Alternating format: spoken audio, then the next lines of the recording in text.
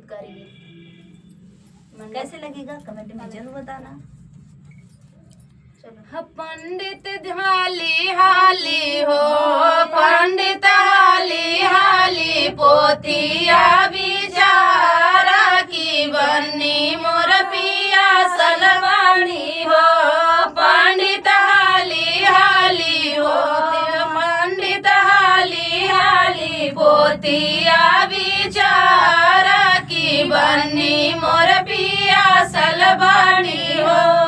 जैसे खेतवा के चक्का वैसे पंडित है ऊ चक्का। पंडित हाली हाली पोतिया बिचारा की बनी मोर पिया सलवानी हो।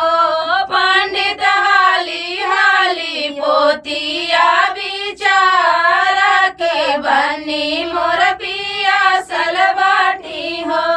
जैसे जैसे बासेवा के कुआ वैसे पंडित जी के बुआ। पंडित हाली हाली पोतिया बिचारा की बनी मोर पिया सलवानी हो।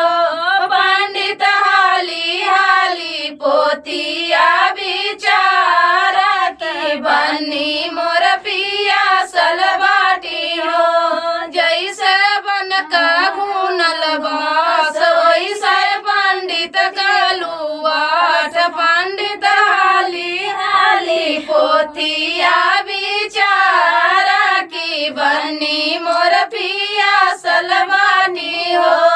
पंडित हाली हाली पोतिया बिचारा की बनी मोर पिया सलवानी हो। जैसे इंडिया के गेट वैसे पंडित जी के पेट। पंडित हाली हाली पोतिया बिचारा की बनी मोर पिया सलवानी हो। पंडित हाली हाली पोतिया बिचारा की बनी मोर पिया सलवानी हो। तो फ्रेंड था गारी गीत।